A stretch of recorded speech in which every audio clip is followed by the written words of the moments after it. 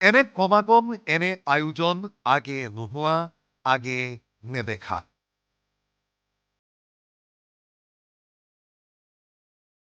এইখনে প্ৰথম আৰু শেষ শ্ৰাদ্ধ হ'ব অসমত, আৰু ভৱিষ্যতে আমি চাগে দেখা নাপাম আৰু দেখাও নাছিলোঁ।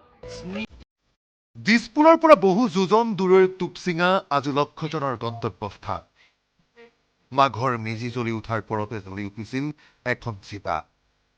অজস্ৰজনৰ বুকুত বিষ এটা গুজি নোহোৱা হৈছিল ৰাজীৱ শদিয়া। জীৱিত অৱস্থাত নোপোৱা যেন বহু পৰিমাণৰ আদৰ আকুলতা আৰ্জিলে মৃত্যুৰ পাছত। ৰাইজখনে মিলি কাৰোবাৰ আদ্যশ্ৰাদ্ধৰ এনে বিৰাট আয়োজন কৰা হয়তো এই প্ৰথম। ৰিং এটা মাৰিলেই লৰ মাৰি আহিছে সকলো। আমাৰ শদিয়াতে এটা অনুষ্ঠান আমি পাইছোঁ যে ইমান ডাঙৰকৈ অসম ভিত্তিতেই নাই পোৱা হৈছিলে আমি, কিন্তু সেইকাৰণে আমি চবেই আহিব লগা হৈছে। VDB ফালৰ পৰা হুইচেল বিতৰণ কৰি দিছোঁ, এইবিলাক ডিউটি দিছে। আমাৰ গাঁওৰক্ষী বাহিনীৰ হৈ 180 জনে আমাৰ ইয়াত ডিউটি দি আছে। আমাৰ শদিয়াবাসীৰ কাৰণে খুব গৌৰৱৰ ককাইদেউ আছিল, আৰু তেখেতৰ স্মৃতি যিবিলাক জীয়াই ৰাখিবলৈ আমাৰ সকলোৱে মনে প্ৰাণে আজি 4-5 দিন ধৰি আমি ইয়াত কাম কৰি আছোঁ। গাঁওভূঁইৰ পৰা আমাৰ যুৱ সংঘ যিবিলাক আছে, জাতীয় সংগঠনবিলাক আছে, সেইবিলাকৰ মানে গাড়ী লৈ আহিছে গ্ৰুপ কৰি। অসমখিনি কিমান একতা, অসমৰ মানুহ জাতি মাতিৰ কাৰণে কিমান ভাবে অসমীয়া মানুহে সকলোৱে বুজি পায়। তেওঁলোকে কোনো আহিছে খোজকাঢ়ি, কোনো আহিছে টেম্পো, ই ৰিক্সাত উঠি। শ শ গাঁৱৰ ৰাইজে অকুণ্ঠ চিত্তে কৰিলে শ্ৰমদান। ব্যস্ততা ৰাইজৰ বহুদিনীয়া। 12 জানুৱাৰীৰ পৰাই ৰাজীৱ শদিয়াৰ পৰিয়ালটোৰ লগতে আছে ৰাইজখন। দিন উকলি যোৱাৰ পাছতো পিছে কমা নাই ৰাইজৰ আৱেগ, কমা নাই পৰিয়ালটোৰ প্ৰতি দায়িত্ব। শনিবাৰে নিশাৰ ভাগৰে পৰা শেষ প্ৰস্তুতিত ৰত হ'ল শ শ ৰাইজ। দেওবাৰে পুৱাৰে পৰা আয়োজক ৰাইজে হাতে হাতে দা কুঠাৰ লৈ লাগি গ'ল কামত। কোৰ মৰাই কোৰ মাৰিছে, খৰি কটাই খৰি কাটিছে, পাচলি কটাই পাচলি কাটিছে। লক্ষাধিক লোকেৰে ভৰি পৰিল ৰাজীৱ শদিয়াৰ আদ্যশ্ৰাদ্ধস্থলী। শেষ শ্ৰদ্ধা জনাবলৈ অহা ৰাজ্যৰ বিভিন্ন প্ৰান্তৰ শুভাকাংক্ষী অনুৰাগীক আদৰিলে ৰাইজে। মাংগলিক বিদায়ৰ বাবে টুপচিঙা গাঁৱত পৰিৱেশিত হ'ল গায়ন বায়ন।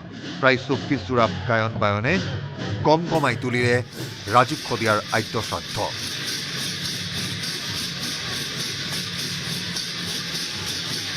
আদ্যশ্ৰাদ্ধত অংশগ্ৰহণ কৰা লোকক আপ্যায়ন কৰিবলৈ শ শ গাঁৱৰ ৰাইজ উঠি পৰি লাগিল। ঠায়ে ঠায়ে চৌকা পাতি ৰান্ধিলে বিভিন্ন ব্যঞ্জন। কোনেও কাকো পাচিব লগা হোৱা নাই। এয়া স্বতঃস্ফূৰ্ত, এয়া স্বাভাৱিক।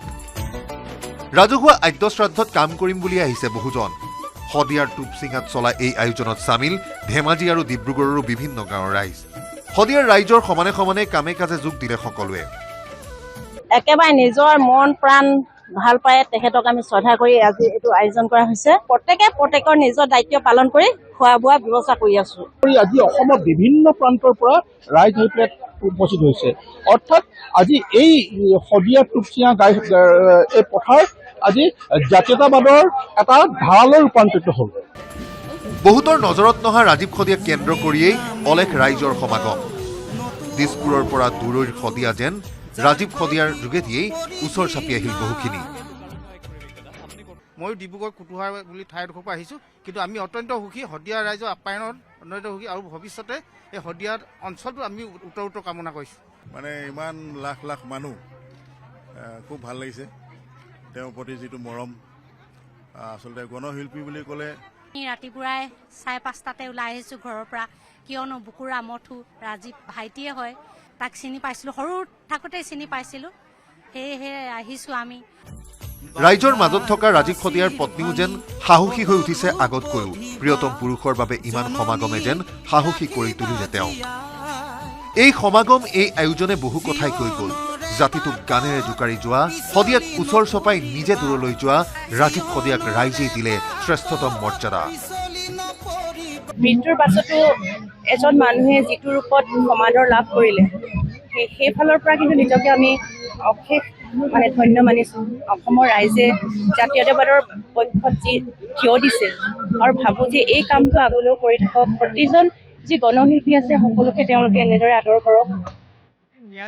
শদিয়াৰ টুপচিঙা গাঁৱৰ পৰা ৰীনা কাকতি গগৈ আৰু উপাসনা গোস্বামীৰ সহযোগত কেমেৰাত অঞ্জনৰ সৈতে প্ৰাঞ্জল প্ৰতিম হাজৰিকাৰ report, news 18 Assam north east. আপুনি বিচৰা বাতৰি পাব কেৱল নিউজ 18 এপত। নিউজ 18 এপ ডাউনলোড কৰিবলৈ স্কেন কৰক এই QR কোড। গুগল প্লে ষ্টৰতো পাব এই নিউজ 18 এপ।